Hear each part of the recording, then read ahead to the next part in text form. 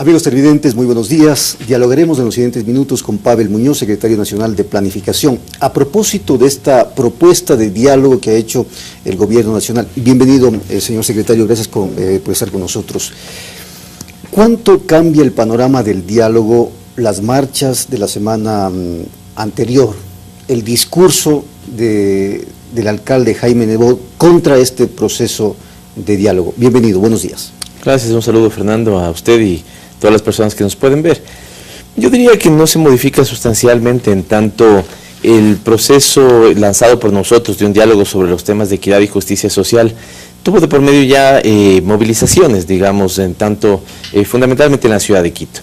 Lo de Guayaquil, si bien es un sector, digamos, representativo que sigue el alcalde Nebot, hay que reconocer que el país somos 16 millones de ecuatorianos y ecuatorianas, y en ese sentido un sector, por, digamos, respetable y legítimas expectativas que tenga, no constituye de todas maneras la voz mayoritaria del pueblo ecuatoriano. Ahora usted dice, no variará, no cambiará sustancialmente. ¿Quiere decir que de todas maneras habrá una modificación en la planificación de este diálogo?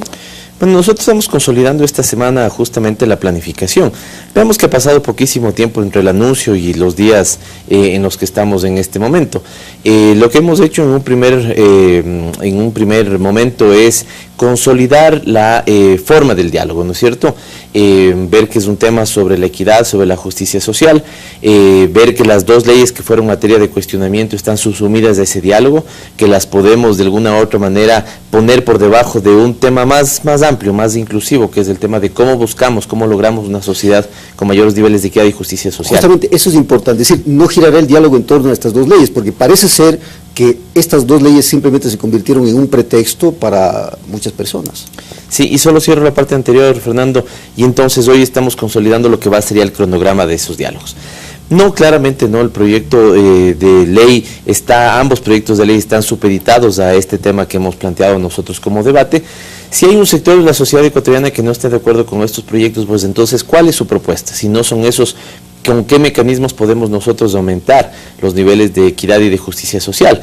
¿Cómo de alguna u otra manera podemos seguir profundizando en esa sociedad que busca que de alguna u otra manera tengamos más justicia redistributiva para todos? Porque hay que entender, Fernando, que eso es bueno para los del segmento alto de la sociedad como para los del segmento bajo de la sociedad.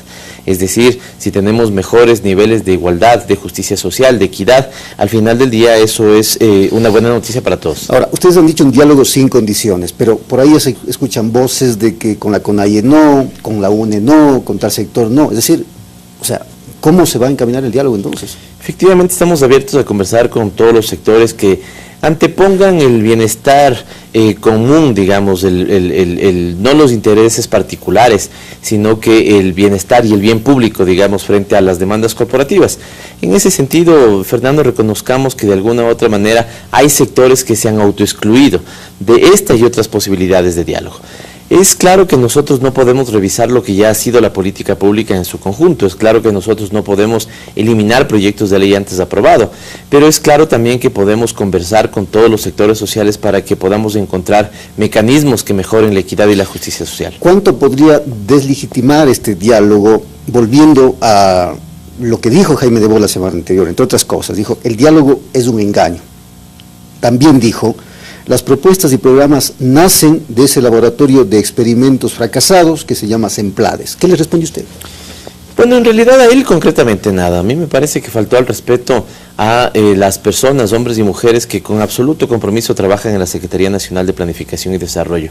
Han entregado estos 8 años de gobierno, digamos, muchísimas horas de no estar con sus familias, de no hacer su vida, digamos, individual, sus proyectos personales, familiares, por entregarle al país, y largas horas de trabajo para que podamos tener una planificación que sea en este momento reconocida a nivel internacional.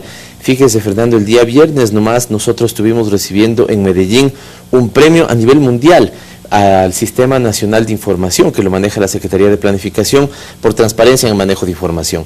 Presidimos 2 órganos regionales de planificación de altísimo prestigio en América Latina y el Caribe, así que, digamos, no necesito contestarle nada a él, y recordarle a la ciudadanía que en el Ecuador existen 221 cantones, y que un alcalde, digamos, de esos 221 cantones no significa la voz mayoritaria del pueblo ecuatoriano. tenemos muchos otros alcaldes que consideran y tienen otra visión de las cosas, ¿no es cierto? Y buscan, insisto, que tengamos un país que avance hacia este buen vivir que hemos planteado en nuestros planes de desarrollo. Ahora, yo le decía, de pronto las dos leyes son simplemente un pretexto. Hay gente que está saliendo, o grupos que están saliendo a las calles, lo han hecho paulatinamente. Pero, ¿cuál es el Ecuador que queremos, secretario? Porque mucho se habla de esto. O sea, ¿hacia dónde vamos? ¿Hacia dónde queremos ir a mediano y largo plazo? Lo que pasa es que los ecuatorianos tenemos muchas veces una memoria de corto plazo, Fernando, pero recordemos que entre el año 1996 y el año 2006 ningún presidente electo terminó su mandato. Teníamos un periodo de altísima inestabilidad política, una crisis política, digamos, profunda, enraizada en la sociedad ecuatoriana que la hemos ido revirtiendo.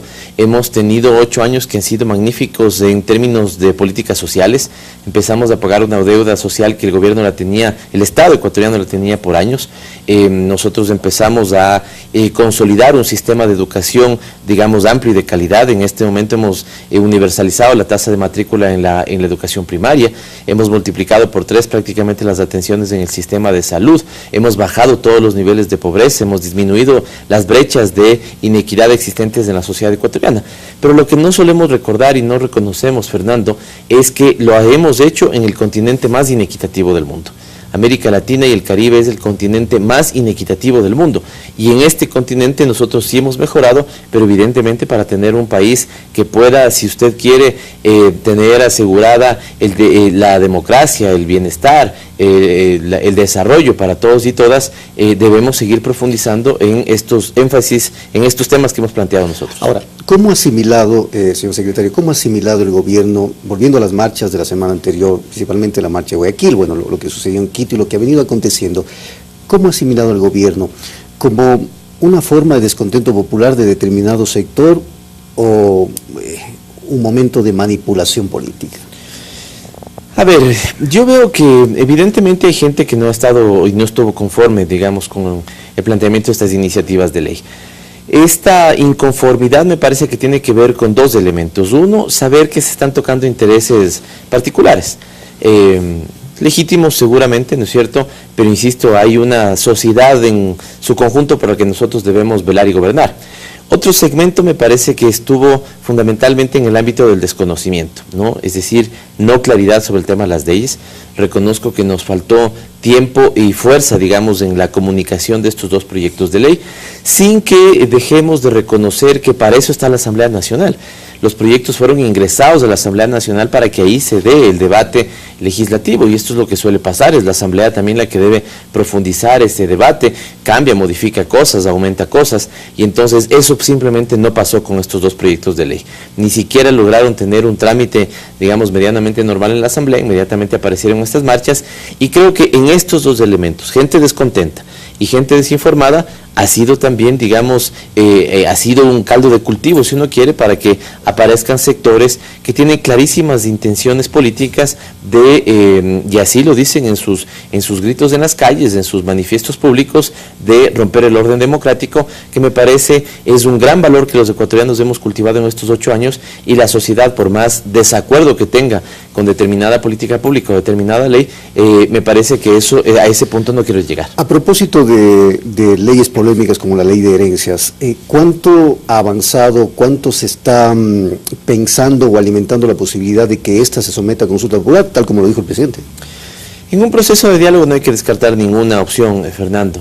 Hay que ver si es que esos proyectos vuelven a presentarse con modificaciones, seguramente, si no son esos proyectos que se propone, si al final del día, digamos, la propia ciudadanía le plantea al presidente Correa que sea más bien vía consulta popular, que se aprueben esas iniciativas para que sean ingresadas. En realidad yo creo que un proceso de diálogo siempre es abierto, no hay que adelantar conclusiones de ese proceso de diálogo. ¿Hay plazos para ese diálogo? Nosotros hemos planteado una fecha de evaluación. El 15 de septiembre nos hemos planteado como una fecha en la que podamos evaluar cómo avanza ese proceso de diálogo, ver cómo ha caminado, ver qué se ha logrado, y en ese momento poder tomar una decisión de si lo extendemos, cuánto tiempo lo extendemos, o si es preciso que vayamos consolidando ya los acuerdos finales. Yo creo que 3 meses para hacer esa evaluación es un tiempo adecuado. No debemos caer tampoco en el error, Fernando. 2 errores creo yo que hay que evitar que en estos diálogos se caigan, ¿no? Uno, que hablemos de todo, que eso significa hablar de nada. y dos, que no tengamos un tiempo final de llegada, porque eso va simplemente a ser una suerte de periodo indefinido al que no vamos a tener resultados, y eso tampoco queremos nosotros. Gracias a Pavel Muñoz, secretario nacional de Planificación, sobre esta propuesta, sobre este proceso de diálogo. Vamos a una pausa, ya volvemos con más.